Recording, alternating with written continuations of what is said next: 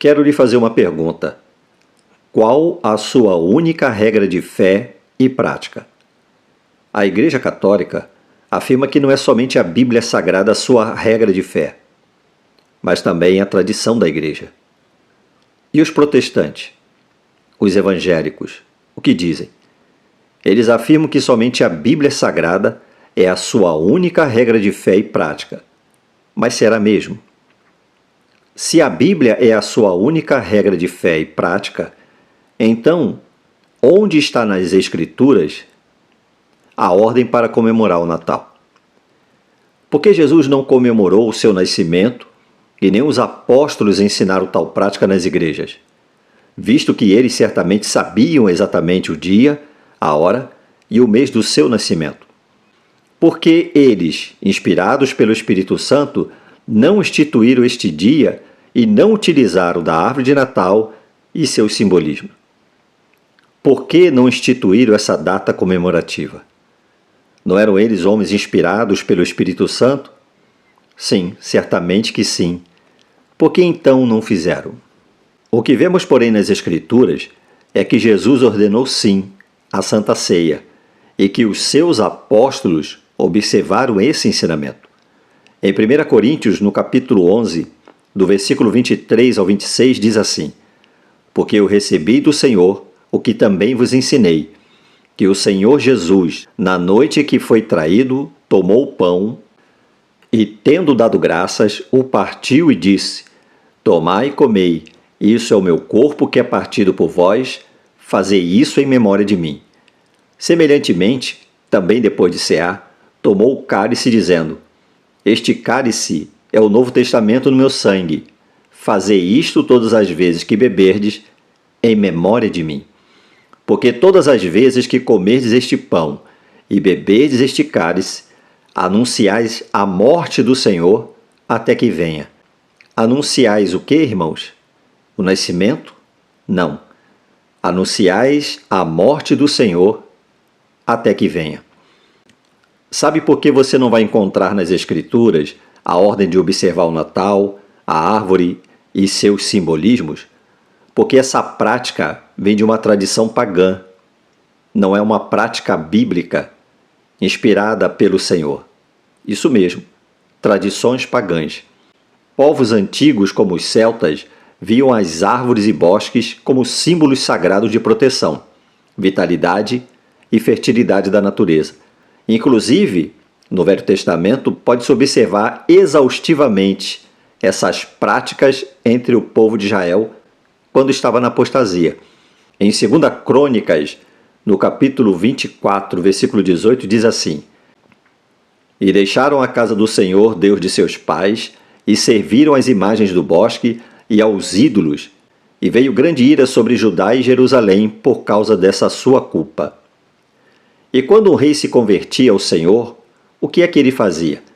Em 2 Reis, no capítulo 23, versículo 6, diz assim: Também tirou da casa do Senhor o ídolo do bosque para fora de Jerusalém, até o ribeiro de Cedron, e o queimou junto ao ribeiro de Cedron, e o desfez em pó, e lançou o seu pó sobre as sepulturas dos filhos do povo. Ídolo do bosque. No hebraico é Aserá, bosque, deusa da fortuna, felicidade e fertilidade. Uma árvore sagrada. Um poste erigido próximo a um altar. Em 2 Crônicas, no capítulo 28, versículo 4, diz assim: Também sacrificou e queimou incenso nos altos e nos outeiros, como também debaixo de toda a árvore verde. Em Jeremias, no capítulo 2, versículo 20, nos diz: Quando eu já há muito quebrava o teu jugo e rompia as tuas algemas, dizias tu: Nunca mais transgredirei. Contudo, em todo o outeiro alto e debaixo de toda a árvore verde, te andas encurvando e corrompendo.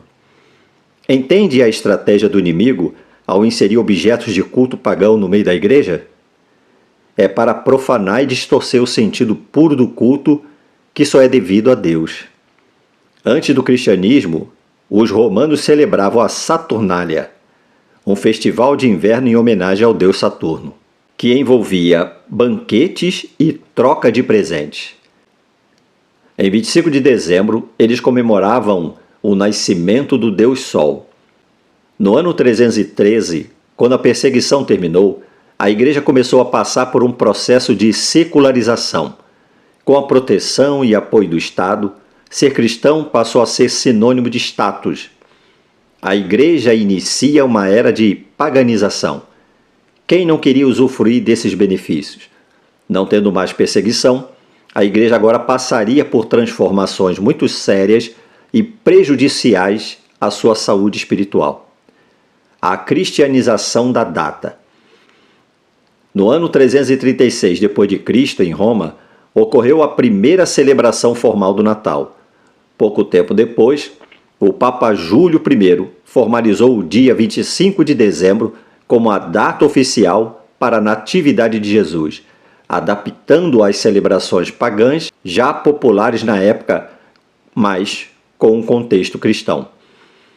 Em 449 d.C., o Papa Leão I estabeleceu a data como uma das principais festas da Igreja, e em 529 d.C., o imperador Justiniano declarou o Natal como um feriado oficial do Império.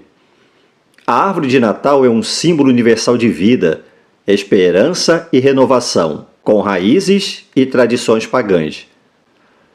Povos antigos, como os nórdicos, já usavam árvores perenes em festivais de inverno como um símbolo de prosperidade e vida contínua. Para o verdadeiro cristão, quem é a sua esperança e a sua vida e a sua renovação? É Cristo e não uma árvore. O significado dos enfeites. Cada elemento da árvore de Natal possui um simbolismo específico, especialmente na tradição cristã. O pinheiro representa a vida eterna e a resiliência, pois permanece verde o ano todo. As luzes piscando simbolizam a luz divina que veio para iluminar o mundo e trazer esperança. As bolas coloridas, originalmente maçãs, na Idade Média simbolizavam o fruto do Jardim do Éden. Atualmente as bolas representam como amor, alegria, paz e paciência, ou simplesmente desejos de prosperidade e união. A estrela simboliza a estrela de Belém, que guiou os reis magos até o local do nascimento de Jesus. Representa orientação, luz divina e a conexão entre o céu e a terra. Servir o peru na ceia de Natal é um símbolo de fartura e de agradecimento. A rabanada é considerada um símbolo de prosperidade e reaproveitamento e renovação. Tudo isso pode variar de uma cultura para outra, mas o cerne da questão é que nada disso tem um apoio das Escrituras Sagradas. Você sabe agora de onde veio esses ensinos? Da Igreja Católica. Essa festa tornou-se tradição da Igreja Católica. Sim, a Igreja que nunca escondeu de ninguém que não é somente a Bíblia a sua única regra de fé, mas também a tradição da Igreja. Mas e os evangélicos? Ou os protestantes? Muitos, para tranquilizar sua consciência, se firmam em Lutero. Eu, porém, te pergunto, é Lutero sua regra de fé ou a Bíblia Sagrada?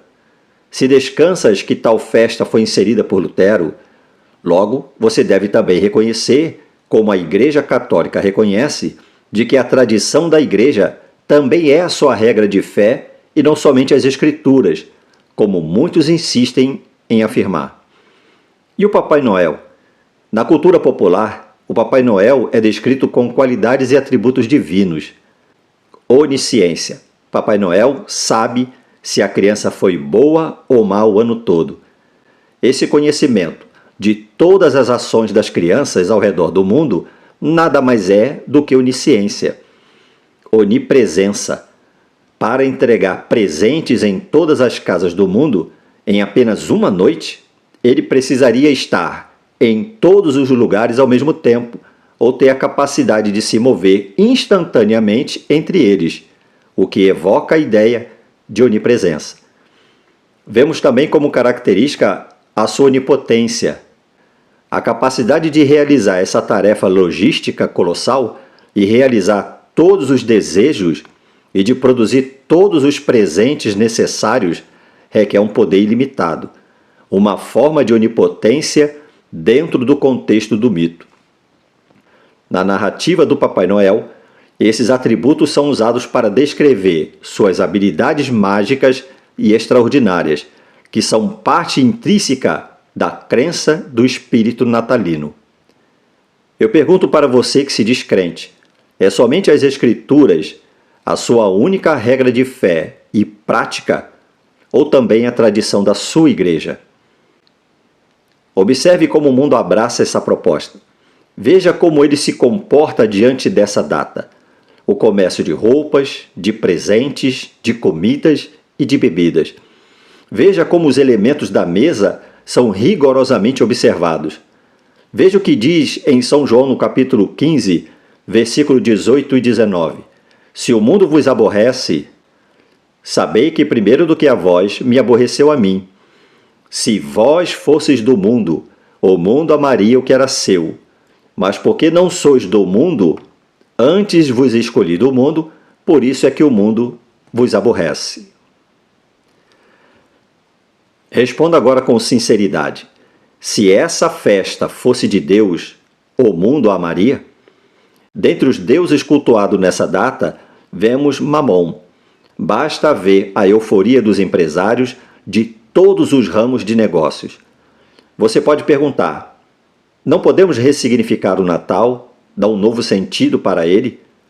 Eu te pergunto, o Natal com a sua árvore, seus simbolismos e representações, o Natal do Papai Noel? Onde e em qual texto das Escrituras você encontraria apoio e harmonizaria tais objetos e ídolos? Veja o que diz as Escrituras. Em Deuteronômio, no capítulo 12, versículo 28 ao 32.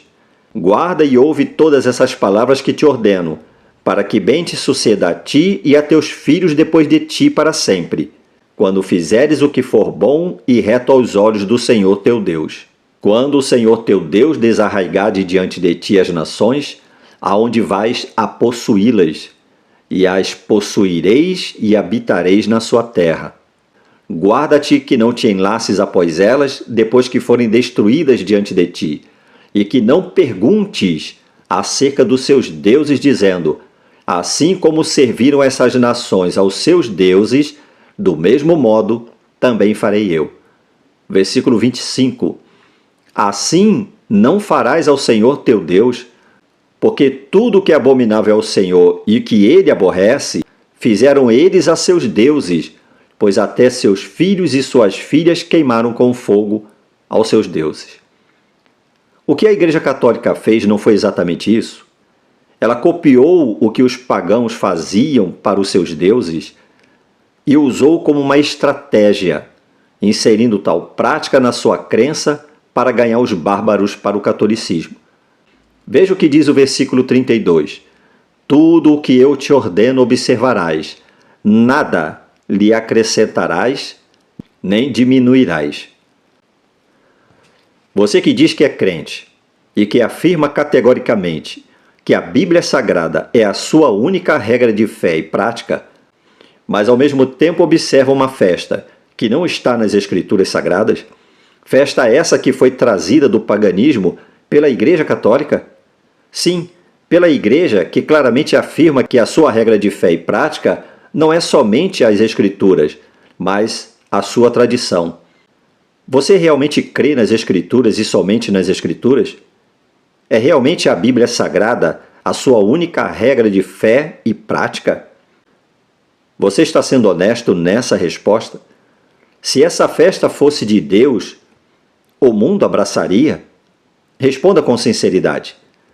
Lá em Gálatas, no capítulo 1, versículo 9, 10 e 11, diz assim, assim como já vos dissemos, agora de novo também vos digo, se alguém vos anunciar outro evangelho, além do que já recebeste, seja anátema.